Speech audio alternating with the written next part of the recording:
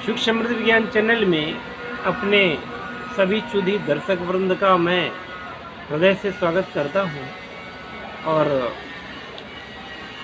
साधना में गुरु का क्या महत्व होता है और जीवन में गुरु का क्या महत्व होता है, इस पर मैं प्रकाश डालता हूं।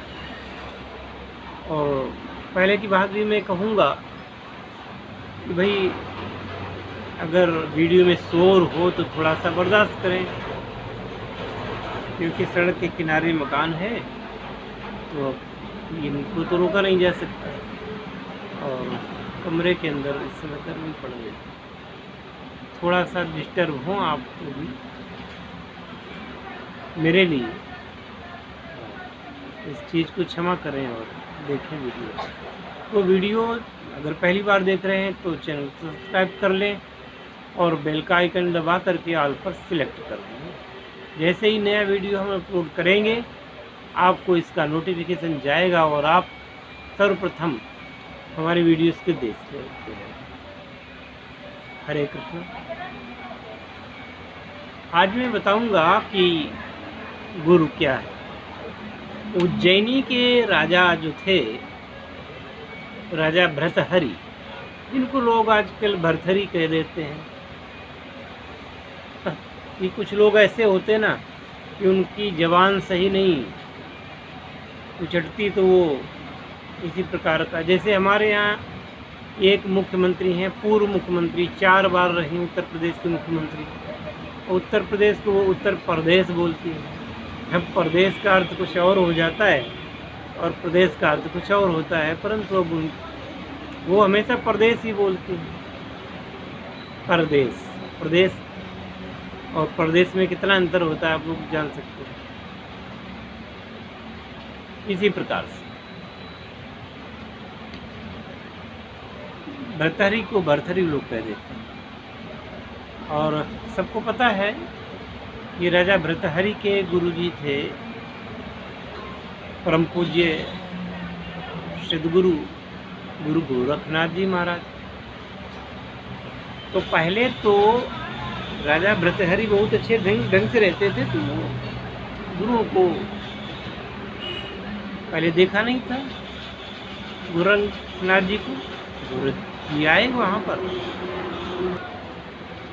उनको कुछ ज्ञान देना चाहा, कुछ बताना चाहा, ये संसार असार है और जगत मिथ्या है, तो आप भगवान की शरण में आवें। लेकिन राजा भर्तहरि बोले कि वो महाराज जी ऐसा कैसे संभव है, मेरा राज्य है, मेरी सेनाएं हैं, मेरी सीमाएं हैं, मेरी पत्नियां हैं, मेरे पुत्र हैं, मेरा राजकाज है, मैं ये सब छोड़ करके और भगवत भजन कैसे करूँगा। कोई बात नहीं। लेकिन क्या हुआ कि गुरु गोरखनाथ जी ने कहा, अच्छा बेटा तो ठीक है, फिर मैं जा रहा हूँ और मैं आशीर्वाद स्वरूप में आपको एक फल देता हूँ। ये जो है मेरे पास फल है, ये आप ग्रहण कर लें, अमर फल है। तो राजा भर्तहरि ने कहा ये अमर फल कैसा होता है गुरुदेव? तो उन्होंने कहा ऐसा है कि ये फल तुम खा लोगे तो तुम अमर हो जाओगे, मरोगे नहीं। तो राजा भर्तहरि ने सोचा ठीक है इसको खाएंगे, लेकिन उनको थोड़ा सा ख्याल आया कि वो उनकी जो मुख्य रानी थी, सबसे सुंदर थी, अगर मैं न खाऊं इस फल को और ये रानी को दे दूं तो रानी हमेशा जवान रहेगी, सुंदर रहेगी और जीवित रहेगी। तो जब तक मैं रहूँगा तब तक इसके सौंदर्य की उपासना करता रहूँगा। ऐसा सोच करके उन्होंने वो फल अपनी रानी को दे दिया। अब रानी के पास जब फल गया तो रानी उनकी प्रेम करती थी उनके सेनापति से। सेनापति का आना जाना था और उनके बीच में यौन संबंध थे। तो रानी ने सोचा कि मैं क्यों खाऊं, मैं नहीं खाती, मैं अपने प्रेमी उस सेनापति को ये दूंगी तो वो हमेशा जीवित रहेगा, जवान रहेगा और कभी बूढ़ा नहीं होगा और कभी रोगी नहीं होगा। ऐसा सोच करके अ,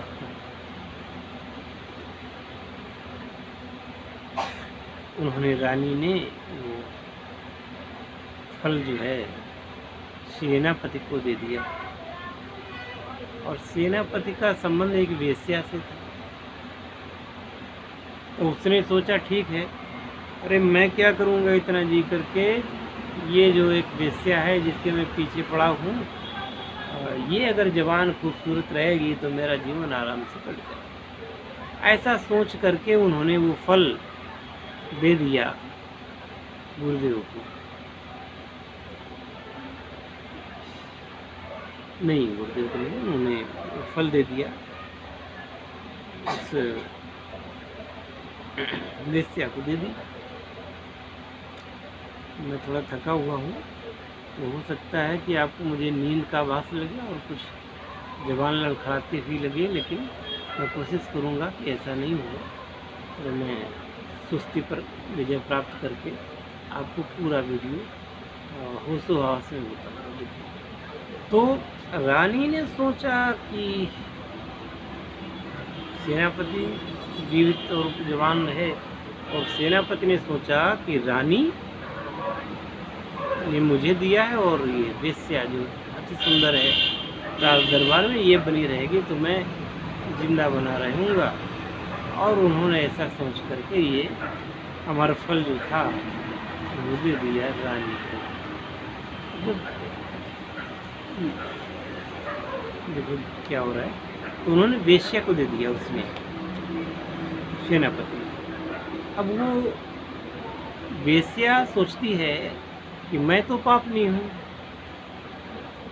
मैंने तो जीवन में कभी पुण्य कर्म किया नहीं, पाप ही पाप किए हैं, तो मैं ज़्यादा दिन जीवित रह के क्या करूँगी। देखिए, एक वेश्या यहाँ पे कितनी महान है इस प्रसंग में, और एक रानी थी।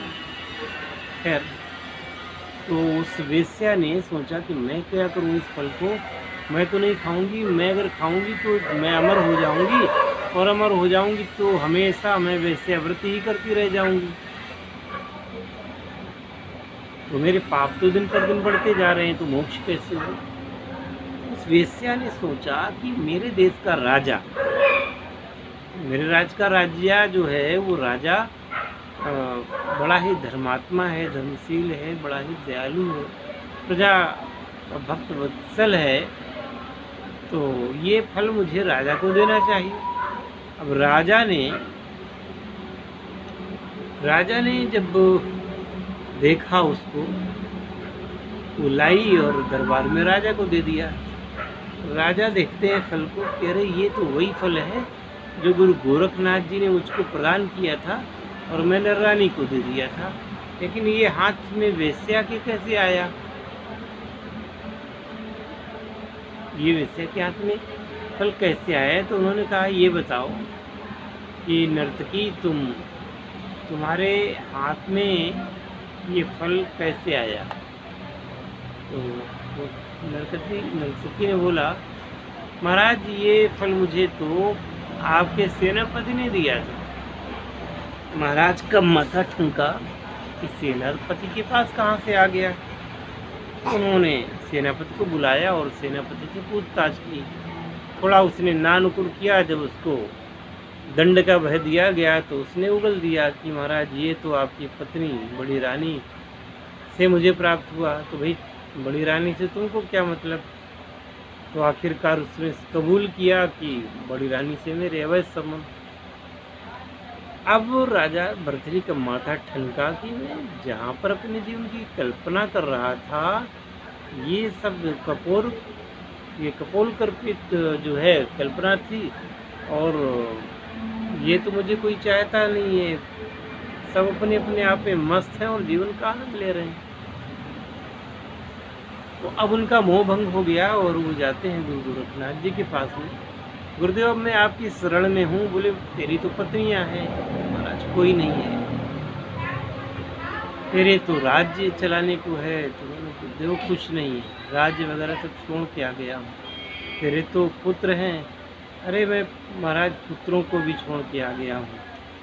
अरे तो तू तू राजा है, तेरी सेना है, देश का बाहर है तेरे ऊपर। बोले महाराज क्षमा करो, आप साधु हो तो मैं भी साधु हूँ।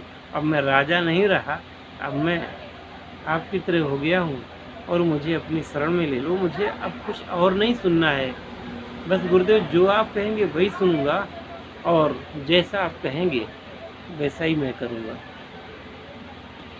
और इतिहास गवाह है राजा भर्तृहरि कितने महान फिर संत हुए। आज तक बड़े स्नेह और आदर के साथ राजा भर्तृहरि का चित्र लिया जाता है, उसकी पूजा की जाती है। उनकी भर्तृहरि नीति शतकम नामक पुस्तक को लोग पढ़ते हैं और राजा भर्तृहरि को कमतर नहीं मानते, हमेशा मतलब एक विशिष्ट व्यक्तित्व मान करके आज उनका जो नाम है स्वर्णाक्षर